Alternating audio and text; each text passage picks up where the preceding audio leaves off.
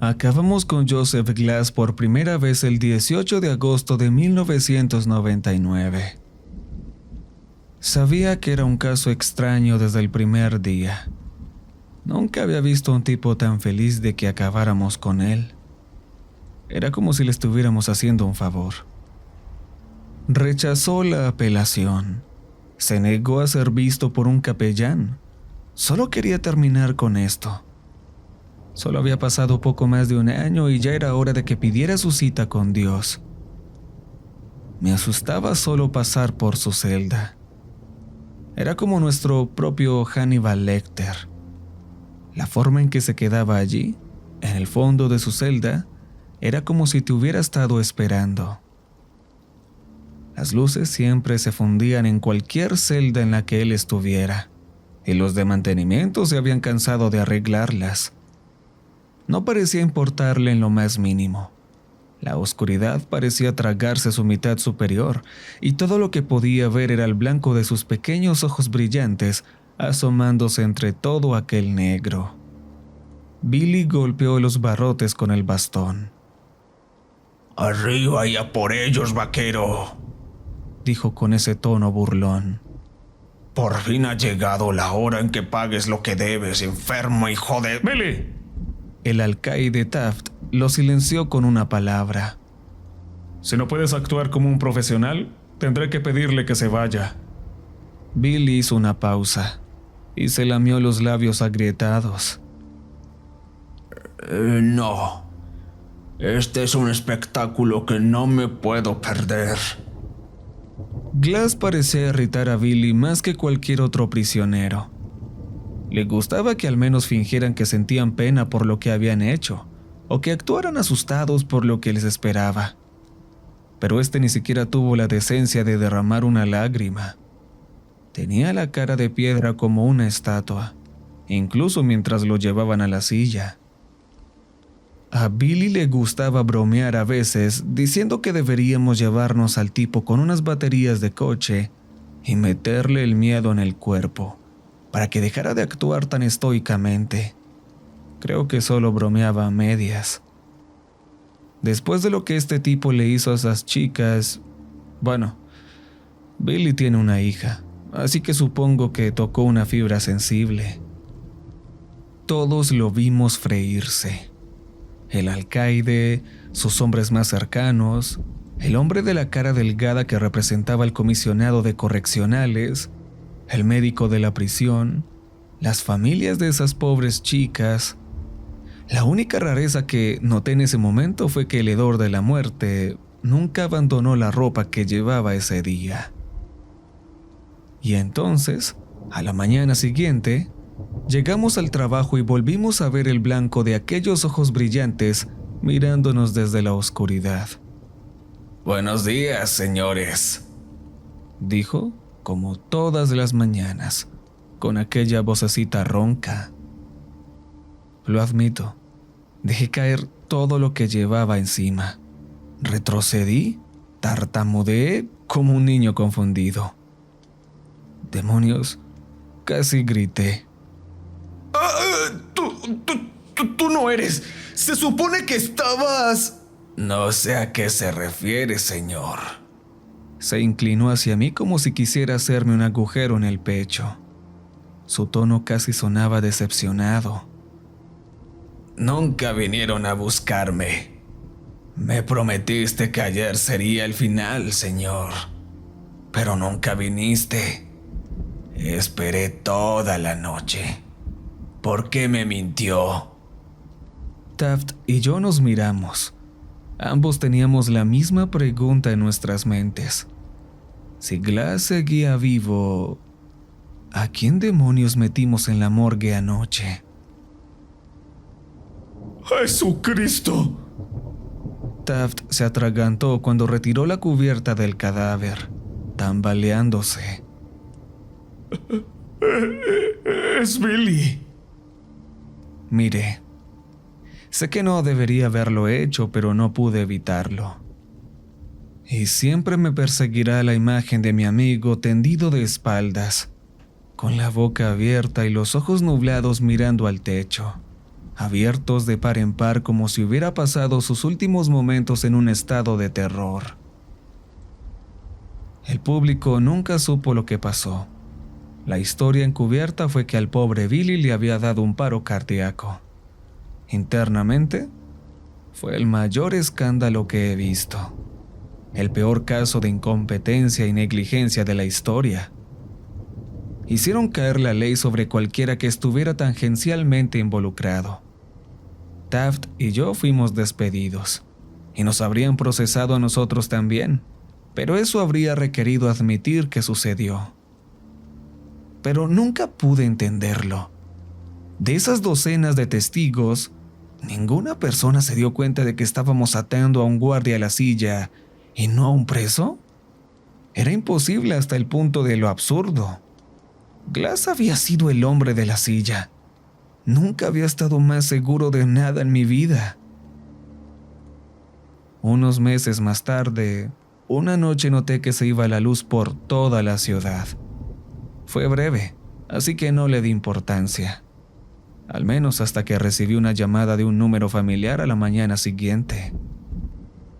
Tengo entendido que usted era uno de los empleados que trabajaba regularmente con un tal Joseph Glass. Nos gustaría consultarle sobre una situación en evolución. ¿Eh? Ayer a las 7 de la tarde, intentamos la ejecución de Joseph Glass por segunda vez. Hubo una larga pausa, y cuando volvió la voz, la profesionalidad se había desvanecido, sustituida por una ansiedad desconcertante. Y bueno, no funcionó. ¿A qué? ¿No funcionó? Tal vez sería mejor que lo vieras por ti mismo. Y así como así, Taft y yo teníamos nuestros trabajos de vuelta. Oficialmente, Joseph Glass había sido ejecutado con éxito el 18 de agosto de 1999. Extraoficialmente, lo intentaron de nuevo 6 meses después, solo para atar cabos sueltos. Esta vez, ni siquiera había tenido la cortesía de fingir que moría. Se quedó sentado en la silla, inmóvil y sin inmutarse, mientras el oficial de operaciones que había accionado el interruptor convulsionaba de repente y empezaba a gritar mientras la electricidad le abrazaba la piel y le destrozaba el pecho hasta que los ojos se le salieron del cráneo y le rodaron por la cara como cera de vela derretida. A su alrededor, las luces parpadeaban, las máquinas estallaban por la presión.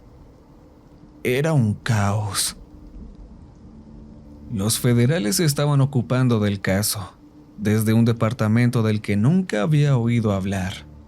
Algo sobre investigar actividad preternatural. Me dijeron que Glass se negaba a hablar con nadie más que con el oficial que una vez lo cuidó.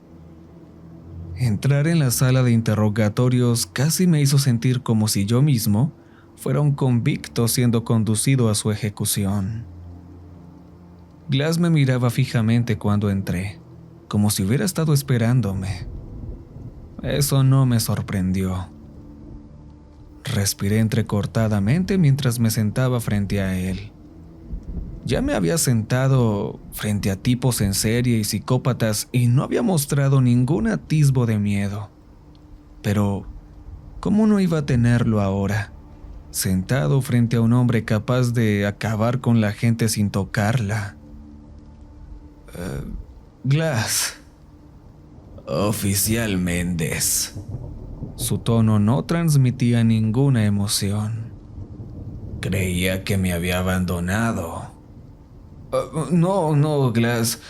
Solo estaba temporalmente fuera del trabajo. Me alegro de volver a verte. ¿Quieres un vaso de agua? Se lo ofrecí. Ni siquiera lo miró. Sus ojos se clavaron en los míos. Yo estoy aquí para hacerte unas preguntas. Solo hubo silencio. De acuerdo, Glass, necesito saber cómo mataste a Billy y a Kramer. Yo no lo hice. Eso lo hizo. ¿Eso? La cosa que está detrás de usted. No me molesté en darme vuelta. Ya tenía suficiente experiencia con prisioneros que intentaban engañarme para que mirara hacia otro lado, mientras ellos llevaban a cabo algún plan de fuga a medias. Glass, por favor, tomémonos esto en serio. Siempre te he tratado con respeto, ¿verdad? Nunca has tenido problemas conmigo. En realidad, sí los tengo. Tengo un problema con todos ustedes. ¿Ah, sí? Todos ustedes creen que la muerte es un castigo. Fue el primer indicio de emoción que oí en su voz. No lo es. Es libertad. La única libertad. Ustedes me prometieron ese regalo. Me prometieron que iba a morir. Ustedes le han dado ese regalo a otros prisioneros, mientras que a mí me han dejado atrás. Con todas sus máquinas, su ciencia y sus conocimientos, seguro que pueden encontrar una manera. Sentí la garganta repentinamente seca. Tuve que tomar un sorbo de agua y esperé que calmara mis nervios. Nosotros estamos haciendo todo lo posible, Glass. Pero tienes que colaborar con nosotros. Podría ayudar si nos dijeras qué es exactamente lo que nos impide ejecutarte. Se movió por primera vez, inclinándose tan lentamente que era casi imperceptible. Eso no me deja morir. Y fue en ese momento cuando sentí una mano posarse en mi hombro desde atrás. Todo se detuvo. Mis pulmones dejaron de inflarse. Lo juro, mi corazón dejó de latir y mi sangre se congeló en mis venas y todo se sentía muy frío. Podía ver la mano por el rabillo del ojo, larga. Podía sentir su aliento en mi nuca. Una vez me había burlado de la forma en que los ciervos se congelan en los faros. Ahora lo comprendía. No podía moverme, no podía parpadear, no podía pensar. Todo lo que podía ver eran los ojos de Joseph clavados en los míos.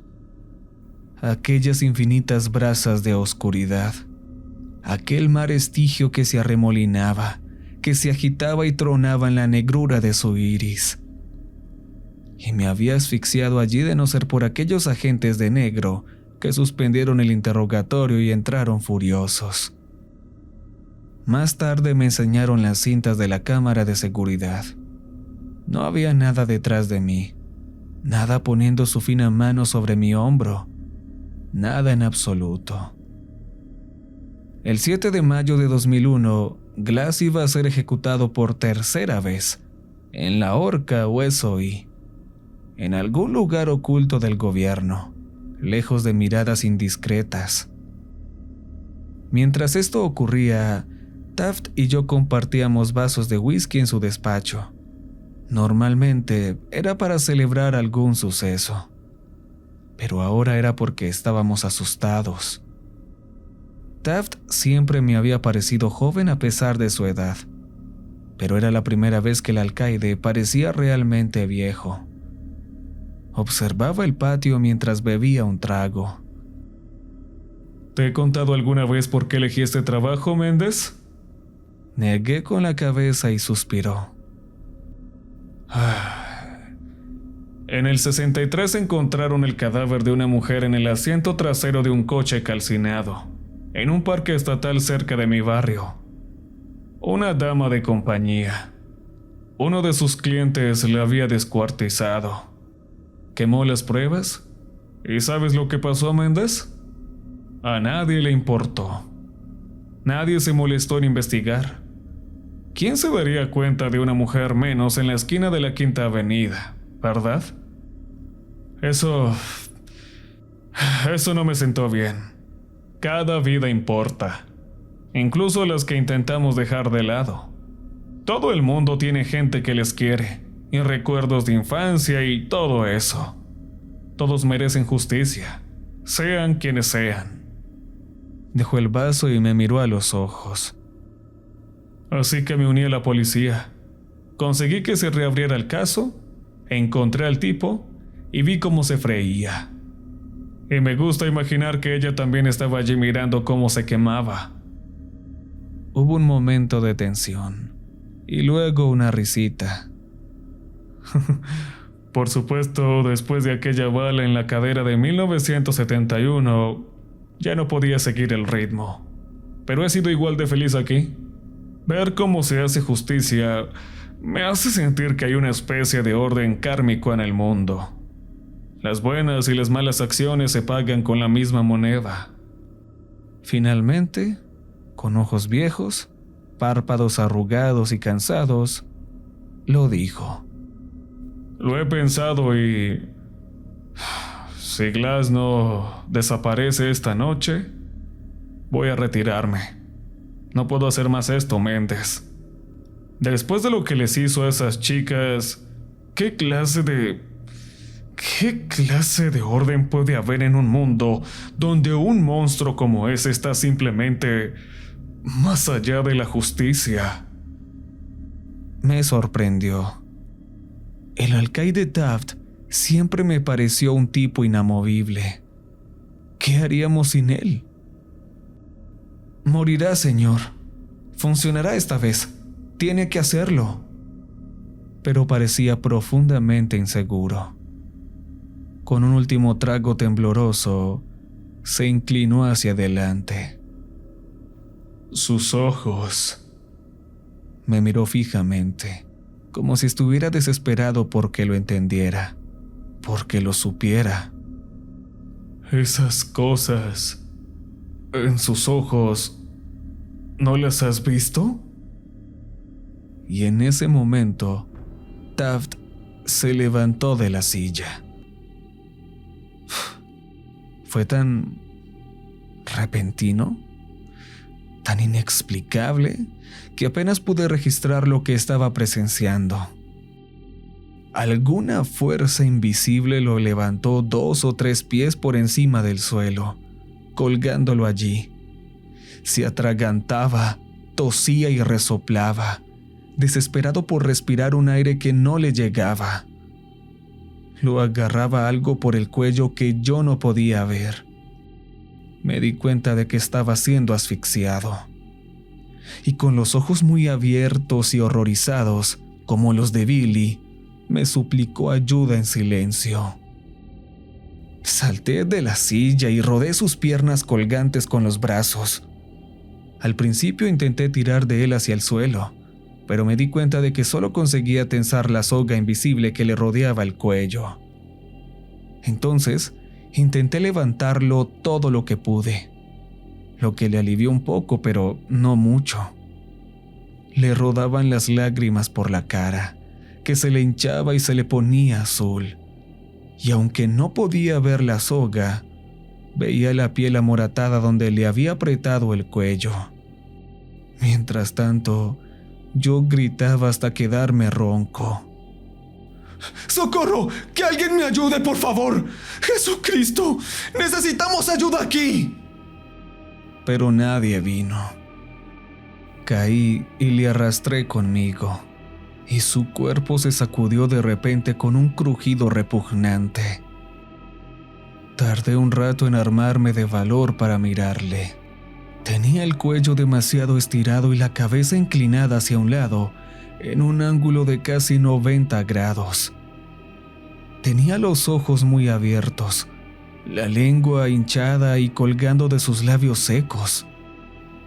Y entonces, la fuerza que lo había suspendido desapareció, y su cuerpo cayó sobre mí mientras yo gritaba y lloraba. Salí disparado de su despacho y me encontré a mis compañeros charlando despreocupadamente y trabajando justo afuera.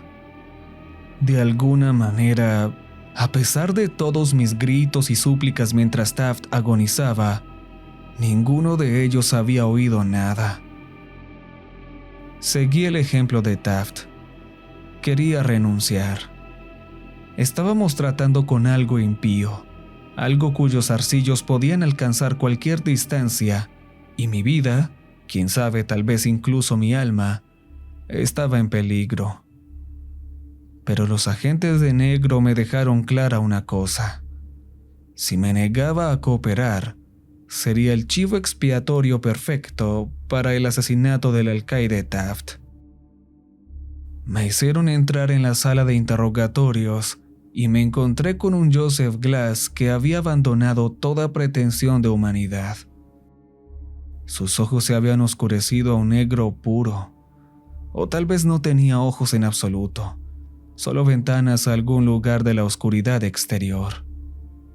Temblaba como una hoja cuando me senté delante, sintiéndome más prisionero que él.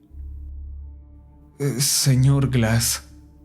No hubo respuesta. Me estremecí, intentando concentrarme en mi trocito de papel para distraerme de la negrura de sus ojos. Yo tengo algunas dudas, preguntas que debo hacerle. ¿Está bien? Hubo silencio. Respiré hondo. Glass, ¿cuántos años tiene? Pensé que era una de esas preguntas básicas, para empezar una conversación en realidad. No podía haberme preparado para su respuesta. Soy viejo, niño. Su voz no se parecía en nada a la que yo recordaba. Era profunda, baja y retumbante, como si hubiera varias voces hablando al unísono y todas fueran igual de ancianas. Más viejo de lo que puedas imaginar. Más antigua que esta nación, e incluso que el imperio que una vez la vio nacer. Tuve que luchar contra el instinto animal básico de huir. Concéntrate en las preguntas. ¿Por qué le hiciste eso a esas chicas? Solo para poder volver a sentir algo. Cualquier cosa. ¿No sentiste la más mínima pizca de culpa? ¿Remordimiento? ¿Me preguntas eso a mí? ¿Yo que he visto imperios levantarse y caer? ¿El tiempo siente remordimiento? Porque el tiempo ha matado mucho más que yo. Pero la humanidad es como la hidra. Todos los que he matado serán reemplazados por esencialmente personas idénticas y en mayor número. Y luego morirán y serán reemplazadas, y así el ciclo continuará para siempre. ¿Esperabas que me compadeciera de ellos por recibir la muerte que yo mismo codicio? Solo a los muertos se les permite abandonar el ciclo. Es una bendición. Y de repente se levantó de la silla como si nunca hubiera estado sujeto. Una bendición que me prometió, agente Méndez. Me quedé mirándole con incredulidad. ¿Cómo? Pero ni siquiera pude balbucear una frase antes de que se me echara encima, arrastrándose sobre la mesa con la extraña gracia de una araña. Ya no eran las imperceptibles insinuaciones de emociones que esperaba. Era como si se hubiera activado un interruptor. Las lágrimas corrían por sus mejillas, gruñendo con auténtica rabia, dolor, traición. Y bajo esos mares negros de sus ojos, todas las cosas que atormentaban las brasas de abajo subían a la superficie. Me debes una muerte. Cumple tu palabra. Paga tu deuda. Grité y retrocedí ante cada una de sus caricias con repugnancia, pero era más fuerte de lo que parecía. No pude zafarme de su gran agarre. ¡No lo haré! ¡Suéltame, perro enfermo! ¡Hazlo! ¡Págame lo que me debes! Eran como 1000 voces diferentes gritándome al oído. Esforzándome y llorando, cerré mis manos alrededor de su cuello y presioné mis pulgares contra su garganta, tratando de estrangularlo. Pero en lugar de eso, solo podía sentir ese agarre en mi propio cuello, exprimiéndome la vida mientras mis pulmones ardían en busca de aire. Aún así, seguí apretando cada vez más fuerte, como si esperara poder atravesar de algún modo la fuerza impía que lo protegía. Y entonces, aquellas y terribles manos volvieron a agarrarme por los hombros y me quedé paralizado por un terror que solo podía calificarse de antiguo y primitivo, como si lo que estaba detrás de mí fuera la misma fuerza que había mantenido a mis antepasados aterrorizados en sus cuevas 100,000 años atrás, y cada una de aquellas voces me gritara a través de mi propia sangre. Y me tiró de la silla, me arrojó como si no pesara nada.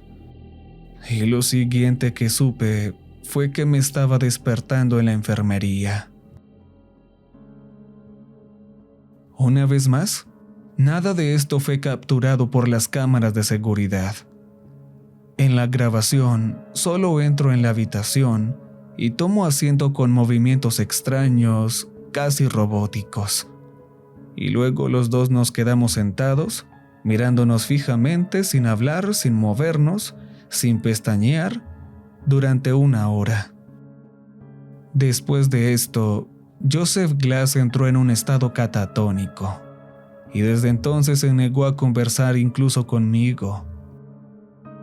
Ahora que mi utilidad había terminado, los agentes me desecharon como si fuera basura.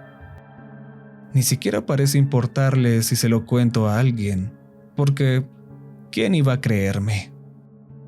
Pensé que había tenido suerte, que mi pesadilla había terminado.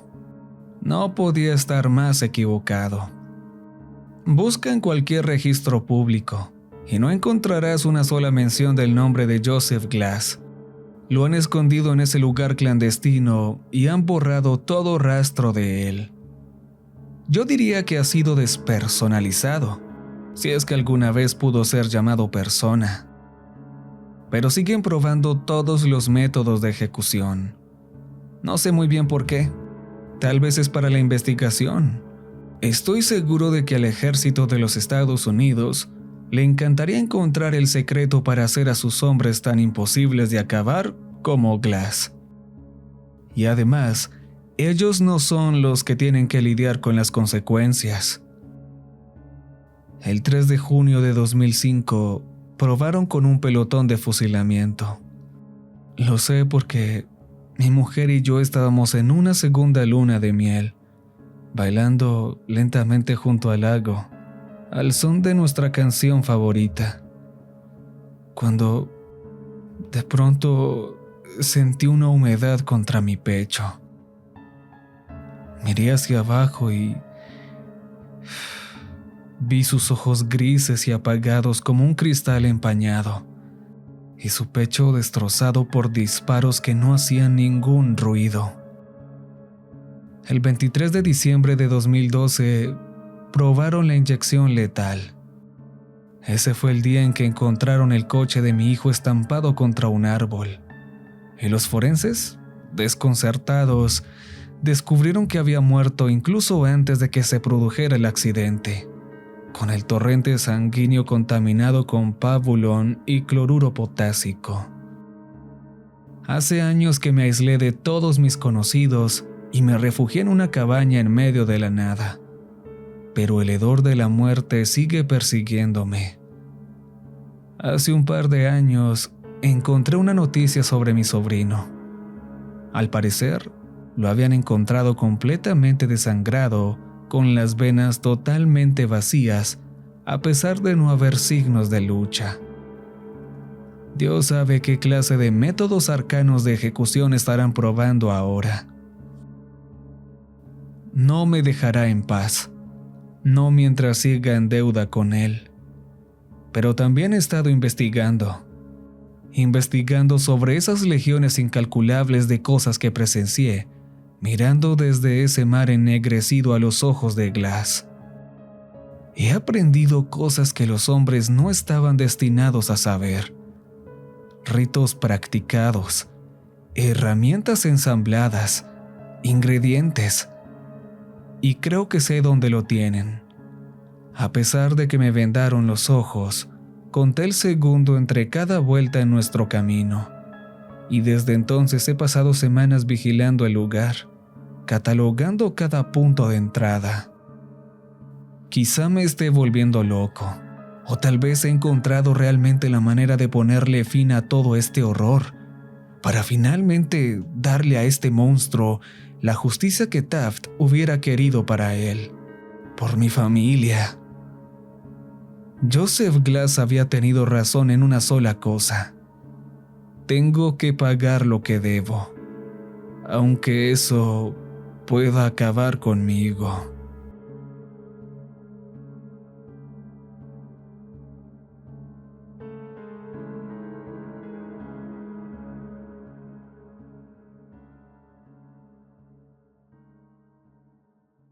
Recuerden que